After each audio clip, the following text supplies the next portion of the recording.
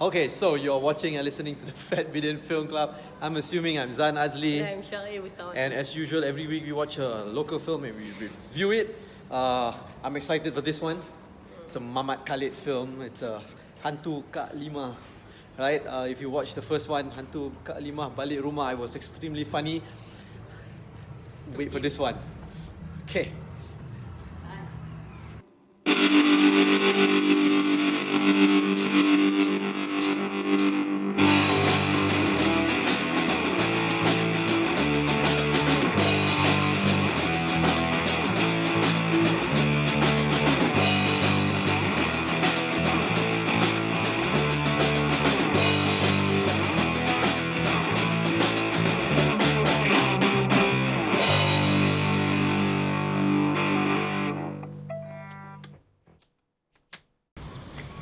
Hi. Hi.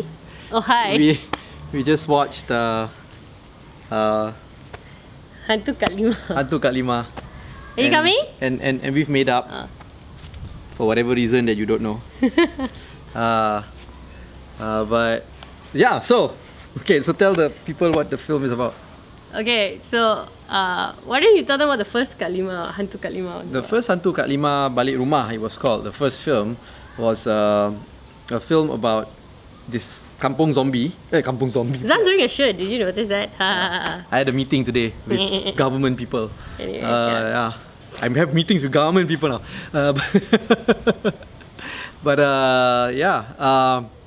The first film was about a Kampung Pisang. I'm a big fan of Mamat Khalid. Very big fan. I've been watching his films since the 90s, right? And I watched like Kampung Pisang and all that. So it's always set in this village in Perak called Kampung Pisang. And Hantu Kak Limah was a movie where all these people in this kampung were haunted by this ghost of Kak Limah. They thought it was a ghost, but eventually they found out that she's not a ghost. She's just a very disheveled old lady who was living alone and whose son was a big film director in KL.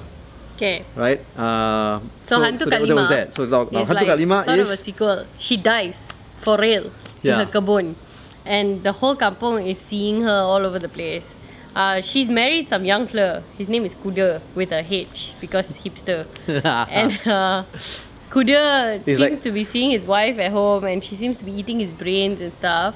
And basically that's the whole story lah. The whole kampung is being disturbed by her. Okay, so yeah. We have very differing opinions of this film. Yeah. Do you want to go first? First of all, I'm super chicken shit. I hate horror films. I don't care if it's like supposed to be a comedy. I'm just fucking horrible at it, okay? So like, disheveled old women ghosts are the worst, alright? And so, I spent most of the time under a blanket and the sound design was so loud. Yeah. Did you notice that? It was just so I think the loud. cinema played it too loud. I don't know, It but was just everything about the deafening. film was bloody loud. Yeah, the sound was so deafening. Yeah, so I felt like the film was really made to cater to a very specific target audience, which is not me. And I didn't like it. I felt like it was a waste of my time and I really just, yeah. You don't like the slapstick? I don't like slapstick in general. I'm not. You coming? You want to come here? Okay, come. Come. One second. I didn't like it. I don't like slapstick comedy, and slapstick comedy with horror is just like the worst thing that could have possibly happened to my life. And I was just sitting there moaning and groaning and just crying lah, really, at why I had to watch this. So again, things I do for the Fat Bidin Film Club. Okay, I love the film. I love Mamat Khalid. I know the context of his films. I know the background of his films, and I know how he makes his films. I'm very, very familiar with his work, and I'm almost like a fanboy. Except for the latest his film before this, which was some Lebuh Raya ke Neraka film. So basically, you only like films that are set in Kampung Pisang. Yeah, I think so. Because it's to me it's like such great social commentary. I've learned to look past the. Look, I don't really like slapstick either. I don't really like slapstick comedy, but to me, Mamat Khalid does the slapstick with a very specific intention, which is to make fun of the Malays. In all his films, from Kampung Pisang, Zombie Kampung Pisang, to Hantu Kak Limah and all that, right? So urban. It's always been about criticizing the Malay community. This film is great because of that too. You have to look past the literal narrative of the film. To me, his films all don't make sense really. You know, the structure, the storyline, and all that. But I like the things that he makes fun of lah. Like in this film, he makes fun of Malay superstition, and it goes from stages to stages to stages, from like when you were as young as a kid to as you grow older and become an adult, and then you become an old man, right? Like the scene where Hussein, played by Awi, is running with his slippers on his hands, running away from the ghost, and running really fast. When I was growing up in the 80s, in the early 80s, I might add, right? In school, we always like believe, kids always believe, oh, kau nak lari laju, kau kena letak slipper kat tangan, nak lari macam ni, you know? So it was superstition from when I was a kid. And then if you see the characters also, slowly as they grow older, the superstition just grows with them. From, they have a character played by, who's that guy? The really handsome Sado guy? Oh, Zul Arifin. Zul Arifin, who plays this Bomo. No, Silat. A Silat guru. He doesn't do Bomo. Who also cures people who are sick, and through to making fun of all these spiritual healers, also renews your road tax and insurance and license and all that, right? So at the end of the day, he's kind of like a con as well. Yeah. Right? He's like a con man, which is what, it's so typical Malay society. And then you have these kampung people who carry rumours, around, and they believe in all these ghosts and stupid superstitions, like if you tonggeng. Yep, go all the way down, friend. Right? Yep. Yes, that's He's it. totally going all the way down. Right?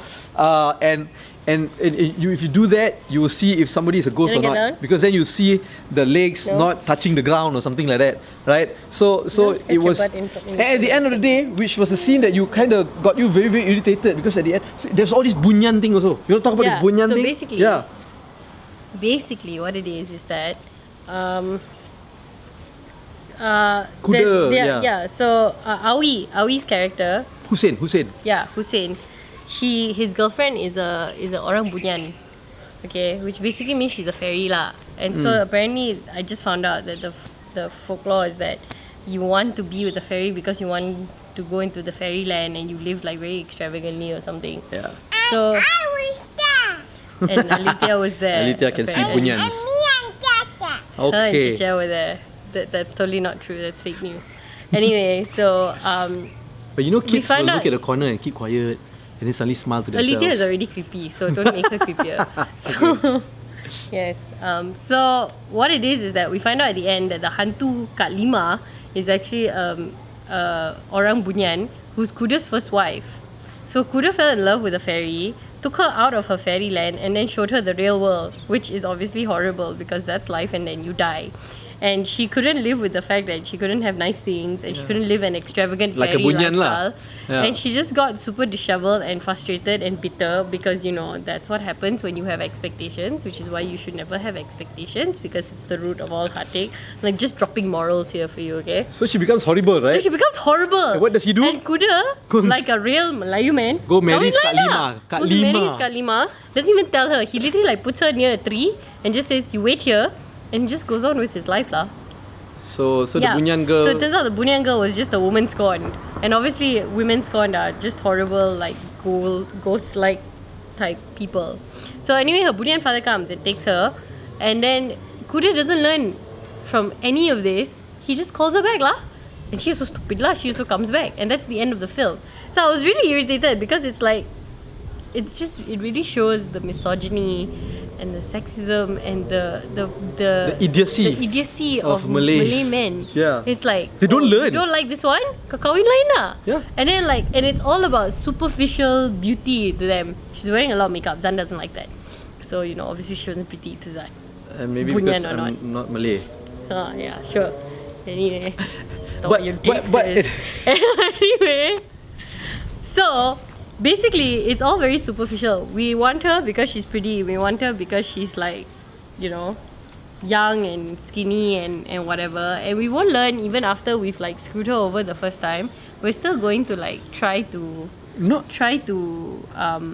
what is this? Try to get her back just for the sake of our day. Getting it back. Yeah. No, not only do they not not only do they make her suffer, but they have suffered because of it also. Because, Yeah, but they never learn. But they Like, never learn. just- And at the oh end my of the God. film, these 4 guys calls these Bunyan princesses to come as well. And one of them has And a then it wife, ends. a young wife, you know. Yeah. Like he's some pakcik fella and he's dating like some young fella, you know. He probably didn't do the math. Yeah, and I like that same guy is, you know how in the movie he just steam for everybody. He just has a hard on For literally everyone. for everyone. Kak Which is- Limah, yeah. the ghost, Cute Putih who the guest dead stars body, in this film. the ghost. Yeah. You know, so So it's like gata lah. Memang they're just trying to show you that Kampung Melayu men, middle-aged ones especially, are super gata lah. And I wonder if most of the Malays who watch this film actually get that or not. That don't think so. They're being. Everyone in the cinema was like laughing. Yeah. So they really are like laughing at themselves. But here's the thing though. You need that sort of contextual upbringing that Zan has mentioned to enjoy the film. You know?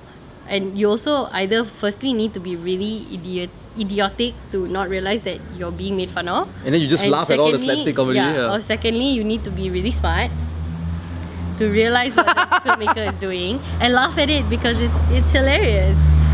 I did not grow up in that kind of contextual upbringing. I grew up Hakka, so I didn't get it, and it was just not funny to me at all. And Yeah. there's this one issue that see, Mamat Khalid can do this and get away with it because he's Malay. I remember our friend Liu Seng Seng Tat. Tat. He made a I film. love- Yes, there's an He made a film called Angkat Rumah. Angkat What is that? Angkat Rumah, is it? Lelaki Harapan Dunia lah. Lelaki Harapan Dunia. Angkat Rumah was Where the he makes fun project. of the Malay community, the Kampung Malay folks community. as well. And No, he the got- Angkat Rumah was in that film. Yeah, I know. Yeah.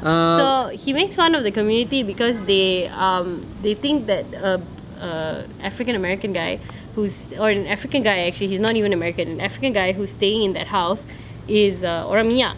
I'll find the link of that review and Yeah. link it here. So they all start cross-dressing. Yeah. Despite the fact that, you know, Malays are so anti-LGBT, but cross-dress to avoid orang Minyak can. Yeah. It's the same thing like how, you know, in Islam, all this like bomo thing is supposedly shirik and there's no hantu because once you die, you're being like questioned by malaikat or whatever. But, you know, we'll still go and like see some silat fleur. Yes, apa? But so Seng Tat got a lot of flag lah because he's Chinese and you're lot. not supposed to comment about that And lah. they actually said that you're not Malay, you're not allowed to So make shut fun up. of us. Yeah, but who cares anyway? Yeah. We So- make fun of them anyway. But there's another thing that I would like to point out about There's another thing that I would like to point out about Mamat Khalid's film is that Mamat Khalid is big on referencing pop culture. Right, in all his films, he references like Western pop culture, Malaysian pop culture, and it's great. In this film itself, it's like watching Quentin Tarantino's earlier movies. I guess, like in a Pulp way. Fiction and all that, where he references a lot of pop culture in America. So Mamat Khalid does that in a lot of his films, and in this Hantu Kak Limah also, like there are a lot of cameos from old rock stars. Okay, if you know, Mamat Khalid also does the film series Rock. Right? Yeah, Rock 1, Rock 2, Rock 3, Rock Again or whatever lah, right? Which are great too. And in those movies he references the rock music world in Malaysia. And he does that in this film too because the king of the Bunyans is the guy from the band. and he references a lot of this music as well. He references a lot of 80s advertisements because you know who's that guy, the medical guy who gets scared having to take care of Kak Limah's body? Oh, Nayan. Nayan. He keeps on singing this joy for you, joy for me, joy 1, 2. That was like an old advertisement in the 80s, and I grew up listening to that, And then they say watching things the like advertisement. FNN Orange and stuff. Yeah. And they have a reference towards Awi and Era Fazira. That one I got. Tragedy October. You know, and I don't know. I thought that I like it lah because Mamat Khalid tries to Did bring you back like all these references. No. Alitia's with me. We didn't like it. Alitia doesn't know what I'm talking about, but she doesn't like it anyway. Because that's the kind of person she is. I like Weezer. She likes Weezer. She likes okay? Weezer, which is Like, alright. whatever. Which is alright. Whatever Awi, you know? she likes Weezer. I like Weezer and hating everybody. That's My Little Pony. That's not wrong. What about Uncle Okay. Dave? So would you recommend this film to people? If you're Malay and entitled and privileged and you think that women should be superficial beings that are meant to cater to your every need, sure. You have half a brain, please don't lah.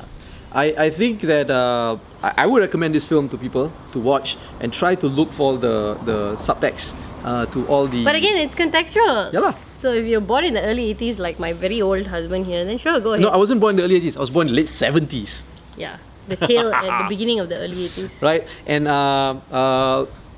aside from that, I think people should also look at the subtext, the social commentary that is in the films, in the scenes, you know. I like the fact that they also like to play on English and how Malay people, the fact that, you know how in the urban areas, Malays who speak English think that they are better than Malays who don't speak English, right? And yeah, I like that play too. Speaking, you know. It's like when Hussein says that, oh, I want to talk to him man to man, mano mano, and then there's the dumb Malay guy who doesn't speak English say, hey, ingat kau pas, you know. So I like that play also lah. So I would recommend watching it. I would recommend everybody to watch Mamat Khalid's films. But Mamat Khalid's films doesn't really like make money one. It's okay lah, you know, but it's not like blockbuster. It's not blockbuster. So he it's kind of like a niche audience also lah, you know. Niche. Yeah. So yeah, that's it. If you have anything you want to say or comment, right, please do. Right, comment below. Subscribe to our YouTube channel. Follow us on all our social media platforms at Bidin, or go to fatbidin.com to get everything. And yeah, you've been watching and listening to the Fat Bidin Film Club. I'm assuming I'm Zan Azli. I'm Shah Hassan, and you are? What's your name? What's your name? This is Baby Bird. Okay, bye. Okay, bye.